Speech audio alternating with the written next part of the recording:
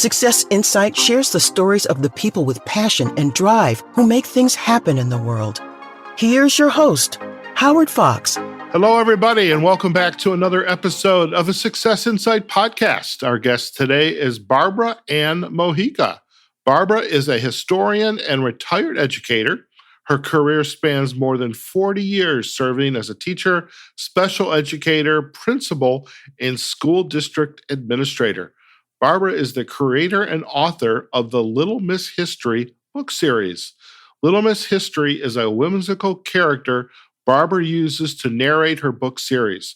Within this series, Barbara hopes to educate, entertain, and inspire children to learn about historical people and places. And joining Barbara today is her husband, Victor, who is the illustrator for the Little Miss History book series. Barbara Ann and Victor, welcome to the Success Insight podcast. Thanks so much for inviting us. Nice to be here, Howard. Fantastic. So I hope you are having a fantastic day in upstate New York. I'm here in Chicago. We are still in the winter season. It's a little chilly out there, but hey, spring is right around the corner and hopefully good tidings for all of us.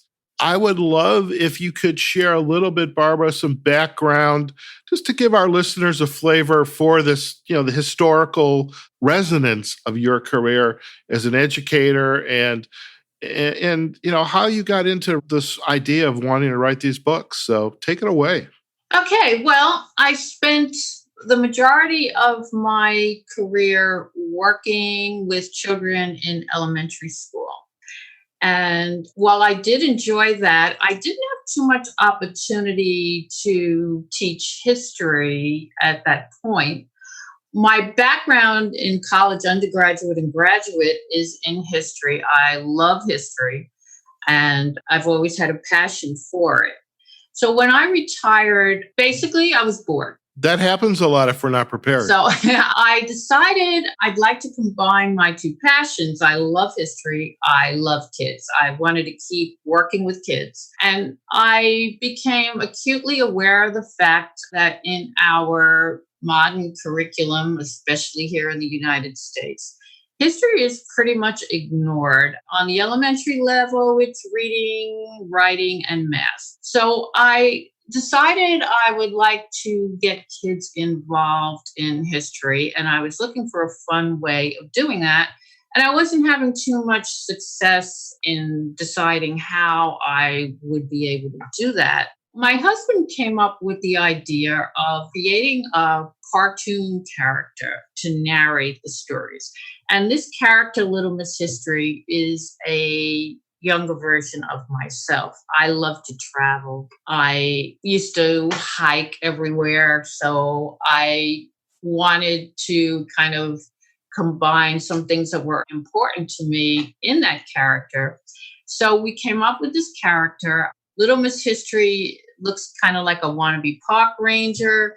She wears hiking boots that are way oversized. And that's kind of in memory of my father, who had huge size 13 feet. I was going to ask you where those boots came from because you can't miss them. And I used to love to hike. I used to hike all around the mountain ranges in this area and, throughout New England. And I love to travel. And as a kid, I didn't do much traveling. My parents didn't have a lot of extra money for travel. So it was only after I started working that I began traveling, and I traveled with a passion. I visited more than half the states, and I traveled all over Europe. I went to Russia. I went to China. I really kind of did it all.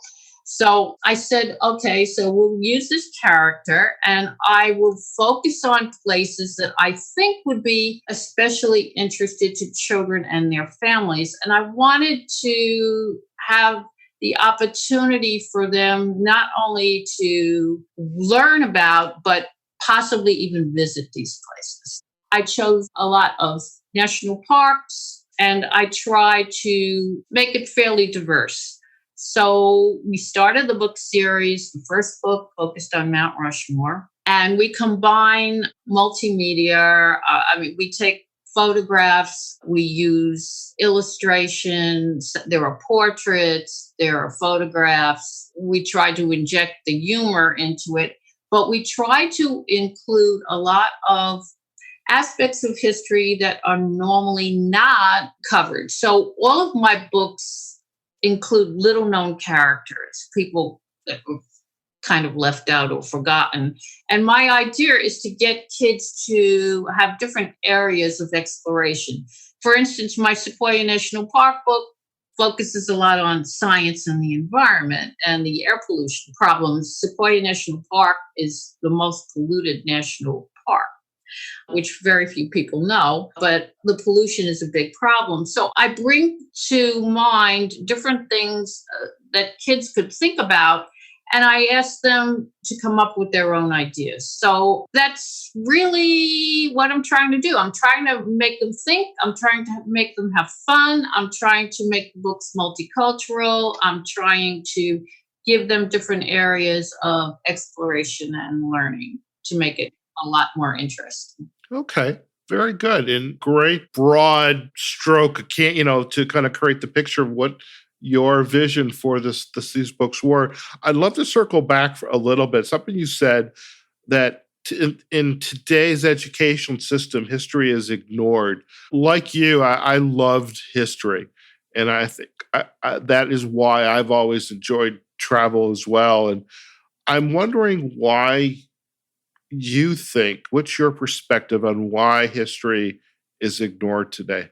Well, because the focus is on the test. It's Common Core, the standards, the testing, and the testing focuses on reading, writing to a lesser extent, and math. But unfortunately, when they present the test to the children, the passages that they use in the reading very often focus on places and people that the children are not familiar with. And it's a bit ironic. If they would teach the history, the children would be a lot more familiar with the things that they're throwing at them, because the children have no idea what these things are, who these people are, what the places are connected to.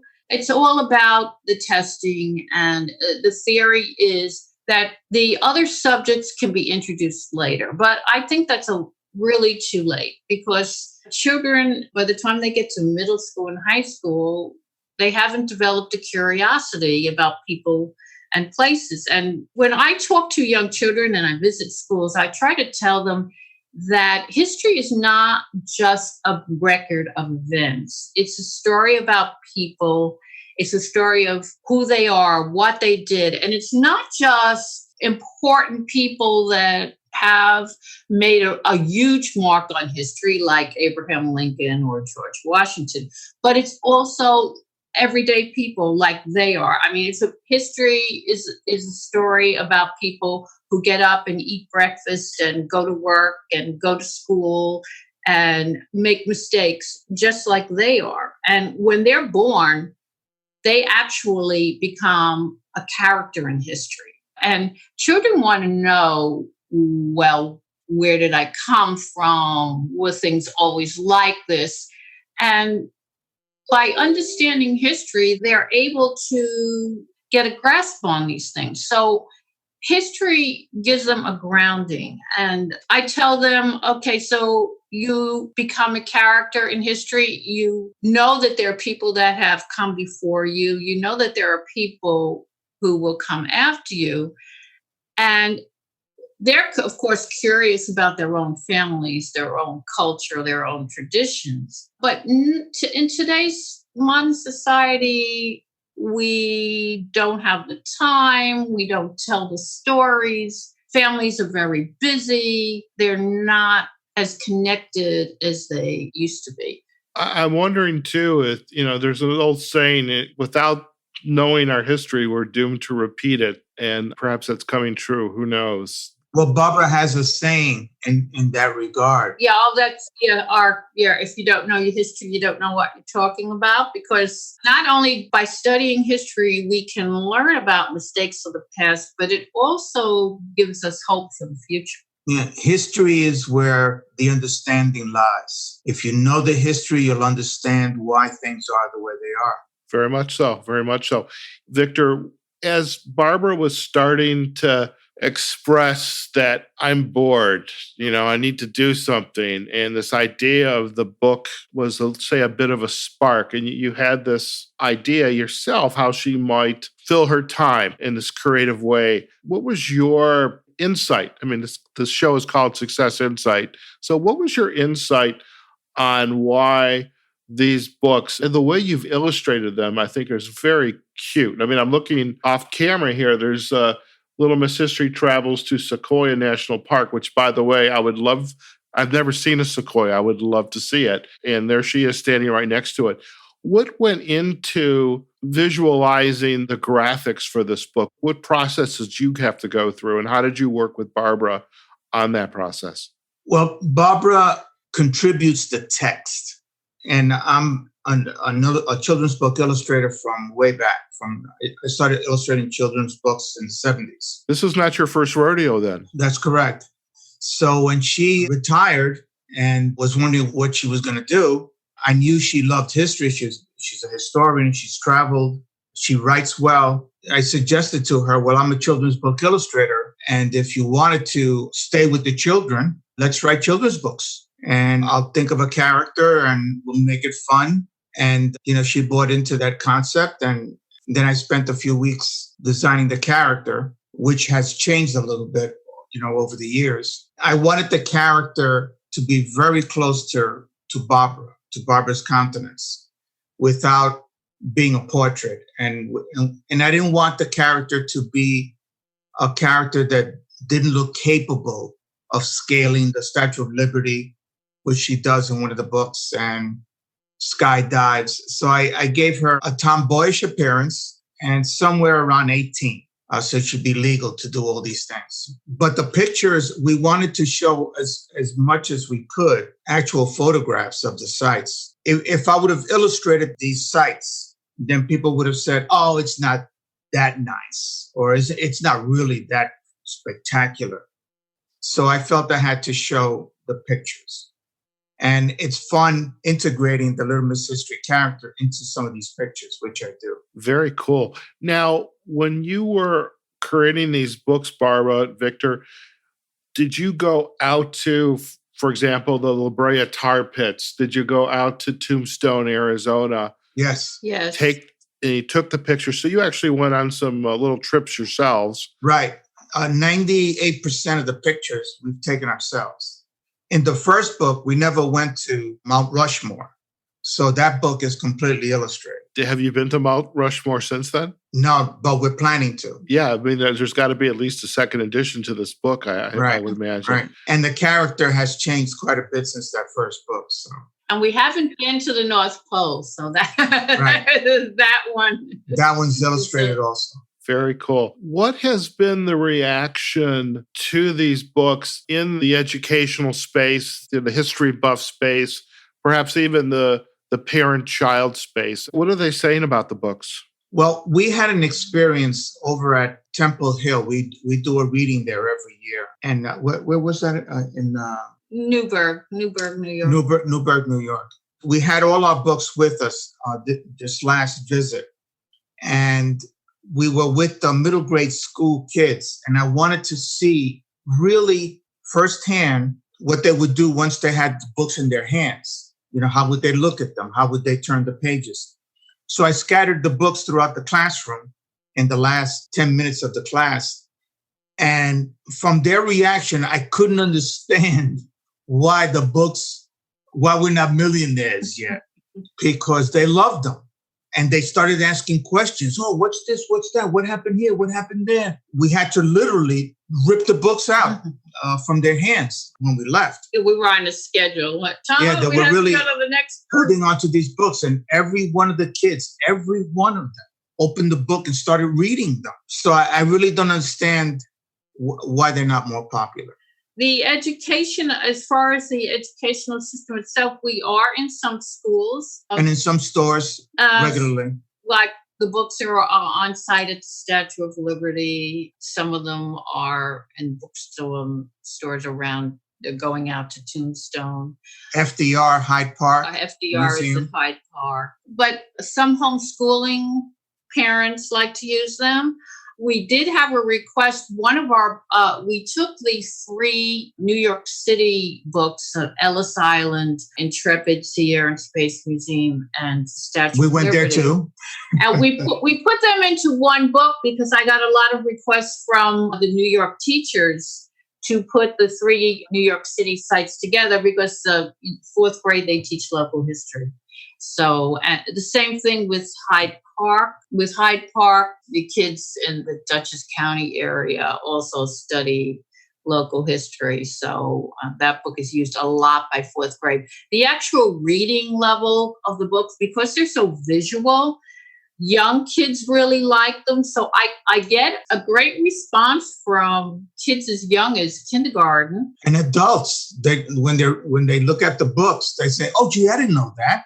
But the actual reading level hits more around middle grade. Grades 4 to 6 is the average independent reading level. But again, they're very popular with all age parents. Oh yeah. And grandparents, they have a pretty diverse range of audiences. But I would say the K to 6 is the main target audience. I love the fact that there's a coloring book here as well. Yeah, that's our first one. We tried to make it something that a child wouldn't take off and be by themselves with it, and maybe the parents would want to sit with them. We put phrases in each page alongside a coloring page. From some of them are from to kind of encourage the books, and others are from other characters of history. But there's also a little activity page at the end, and the pictures are not just outline regular coloring sheets; they're more detailed. So they help with the coloring. Yeah, if you use penciling, you could come out with a pretty good professional looking portrait. So even adults. The great coloring. Texture under the that the pictures are made of help with the coloring. And if you're a serious colorist, it will look pretty close to the original. The pages were taken from the actual books. Very cool. We had a guest on last year, and I can picture her, but I can't remember her name for the life of me. She created coloring books. And a lot of them were, flowers, animals, things like that, and abstract designs. But I mean, the power of coloring, just to take pencils, pens, and just color, it's very therapeutic. It's creative. And I love the fact. And by the way, in the spirit of full disclosure, I have only been to the Statue of Liberty in this whole series. Like, I want to go to Mount Rushmore. I'm moving to Las Vegas. So, okay, how far away is the La Brea Tar Pits, in Arizona? But so where will you two go next? You're going to Mount Rushmore, so you're going to probably have a second edition to the book because now you'll have the picture. Where else would you like to go to add to this library of Little Miss History books? Well, her next trip is Philadelphia, which we vacationed there we've last already done summer. The research. That one is pretty much finished. Is it the Liberty Bell? Well, it's going to be Independence Hall and the Museum of the American Revolution. It'll be a combination. Okay. That was really the trip itself. I mean, if you're an American, you need to go to Philadelphia, to Liberty Hall. You need to go there. Right. That's where the country was born. And our country is so unique. Yes. There's no other democracy like ours. It was completely invented by these men. Just the story is just incredible. It really is. And just to be there to see where they argued and designed and invented our Constitution and the Bill of Rights is just incredible. Just incredible. And they just opened up with a museum, the Revolutionary Museum, which is not far from Liberty Hall. And that was really that was amazing too. Yeah, that's great. I mean, talk about hands-on. If children go to visit that, they can actually see the guns. They can listen to the people. They have movies, they have dioramas, they have sculptures, and they have actual photographs of people who were alive during the Revolutionary period. So it's really an amazing experience. You really need to have that in combination with visiting Independence School. I remember as a kid, or not a kid, I was probably in my probably 40s, going to Philadelphia for the first time and visiting Independence Hall and the Liberty Bell.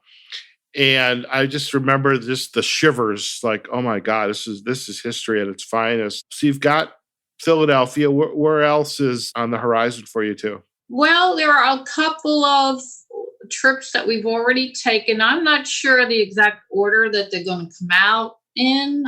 Death Valley, we've gone there, and I've got a preliminary script for that. We went to the USS Iowa. And we're planning a trip to Monticello, Thomas Jefferson's house. I'd like to cover that one.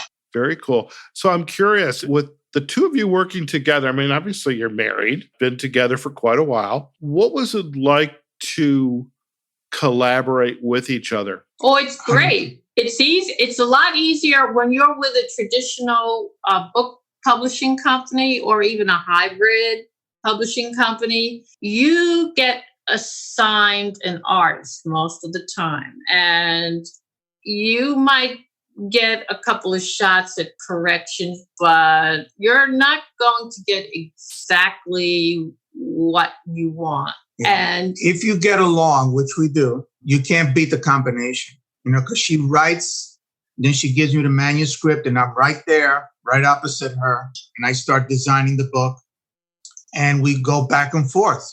What do you think about this? I ask that she maybe edit some of the text to help the illustration be more clear. We just go back and forth. It's like a hand in a glove. The process with a children's book is always involves lots of editing, because people think, well, the book doesn't have to be that long, so it shouldn't take that long to write it. But what has to happen is that not only do you have to have the research done, the facts right, you have to boil it down to a manageable size. And children's books are generally between my books all hit between 500 and 750 words. So I generally will edit a script 10 to 12 times before it's even ready to think about illustration. And then when it goes to illustration, well, Victor first, he does thumbnails, just very rough sketches, and to do a preliminary layout as to what would go with each page. And then, as he said, sometimes we find that something just doesn't work. Like he has a vision of creating a sequence of illustrations that make certain points, and the text may not exactly fit that. So then sometimes... Or it could be too much text. Sometimes there's another edit at the last minute in order to make the text completely flow with the illustration. I try to marry the text, the amount of text, the picture, and what Little Miss History is doing. And all that has to work.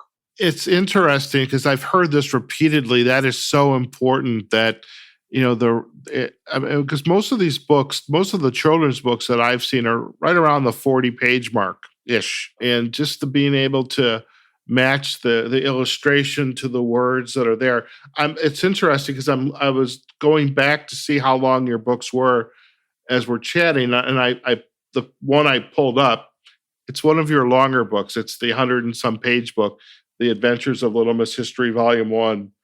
Adventure books for all ages. Is that like a compilation or? Well, that's the 3 New York City books. That's the one that I put together mostly for teachers. Gotcha. So it's really 3 books in one. An interesting thing came to my mind just a few days ago, which was completely unintentional. But because of Little Miss History's interactions in the pictures, she makes the facts that Barbara writes about much more memorable. And I'll give you an example. In the FDR book, Barbara writes that in the foyer of the main house, there's a series of political cartoons dealing with Franklin Delano Roosevelt.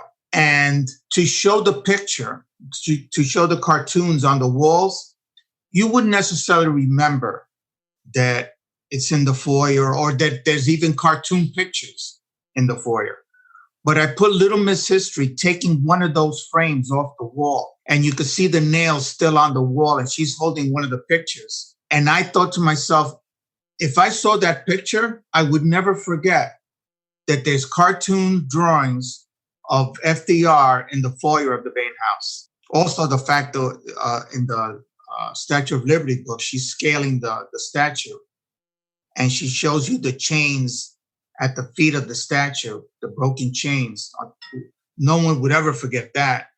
And she's climbing up to the plaque that the Statue of Liberty is holding, the keystone with the words inscribed on them. You'd never forget what that inscription is. So those things, every time you see Little Miss History injected in these pictures, it really makes you remember. I mean, I think the illustrations are fantastic. And to our listeners, as I'm chatting with Barbara and Victor, I've got Amazon page opened up and I'm just kind of scrolling through. In fact, Little Miss History's travels to the Statue of Liberty is actually the one that's up right now. As you were talking about, like, oh, I'd like to see that.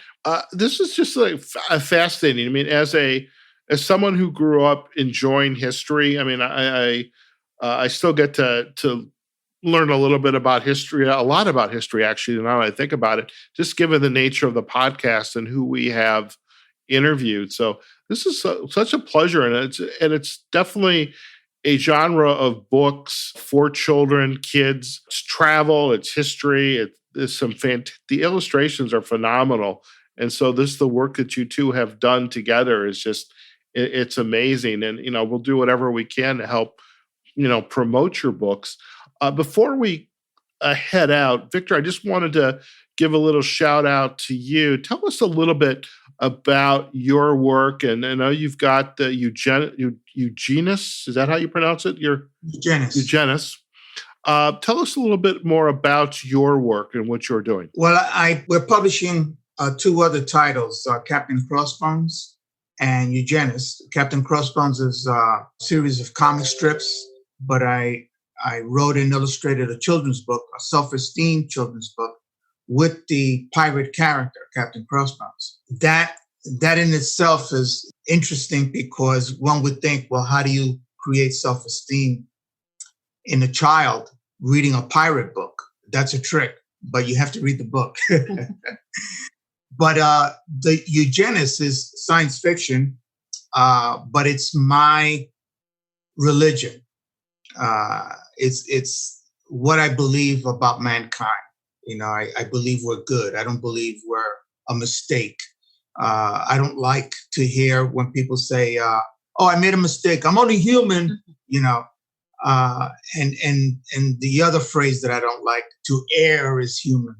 I believe that if you think about, for example, in a nutshell, if you think about what we did by landing on the moon, we took an idea that we didn't have rocket ships that could get there. We didn't have the fuel, the knowledge. We didn't have the computers. We didn't have the astronauts.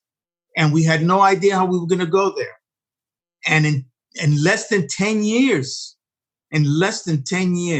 we achieved all of that and landed on the moon. I mean, to me, it says that whatever we do together collectively, there's nothing we can't do.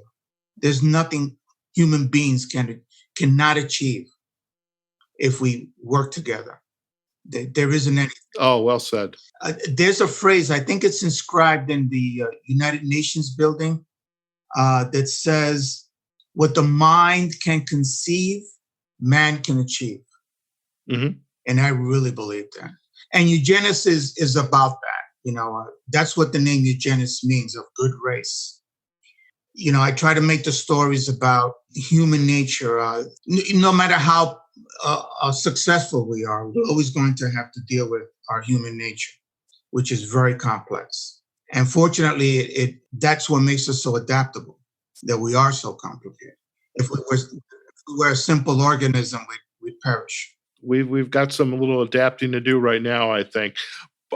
Thank you for sharing that, Victor. And Barbara, before we head out of here, I did want to acknowledge your books have garnered quite a few awards. Tell us a little bit about them. They've received the B.R.A.G Medallion, which is a book readers group. They have many readers from across different spectrums, and about 20% of the books that are submitted get accepted for the B.R.A.G Medallion. A couple of my books have won Book of the Year in nonfiction for children, the Ford's Theater book, and they've won Book Excellence Awards, the Mount Vernon book, and the La Brea Tar Pits, and the Ford's Theater again. And they've done well, Readers' Favorite Awards. So they receive pretty good reviews from not only the general reading public, but people across the spectrum. So I'm really, really happy with that.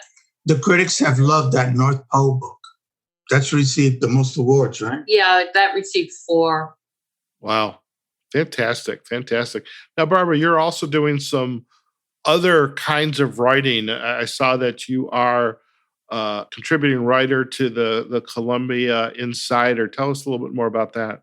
Right. This is a local news magazine, and I do a historical set of articles. They're not history per se, but what I do is the magazine has a theme every month. Whatever the theme is, I find something interesting in history to relate it to, and that could be pretty diverse. And some of the themes are a little bit difficult to work with, like she means the theme of the magazine of that issue that month. Spring is coming, so this month I'm writing about bird migration and everything green. In one issue, I wrote about all kinds of things that are green and their history, like the greenback.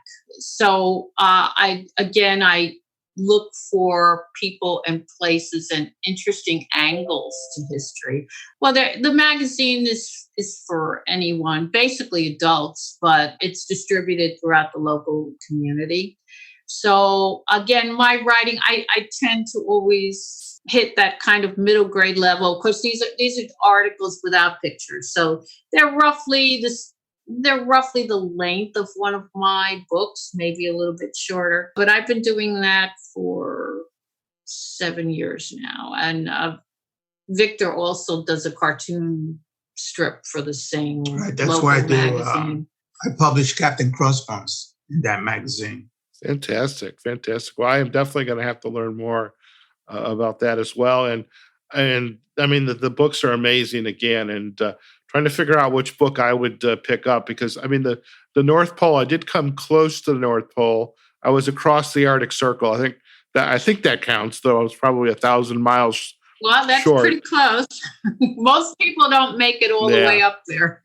We give a little history of Santa Claus, too, in that book. Very good. Well, listen, if our listeners would like to learn more about you and your work, Barbara, where's the best place for them to go? Okay, the website is littlemisshistory.com, not surprisingly. They can contact me directly at email, Barbara@littlemisshistory.com. I'm on Instagram. I'm on Facebook. There's a Little Miss History page on Facebook. I'm on Twitter, Pinterest, and YouTube. I've recently started a YouTube channel. So on my YouTube channel, I have some videos about history. I have some book trailers of the books, some interviews that I've done. And I also include some videos of national park sites that I talk about in my book.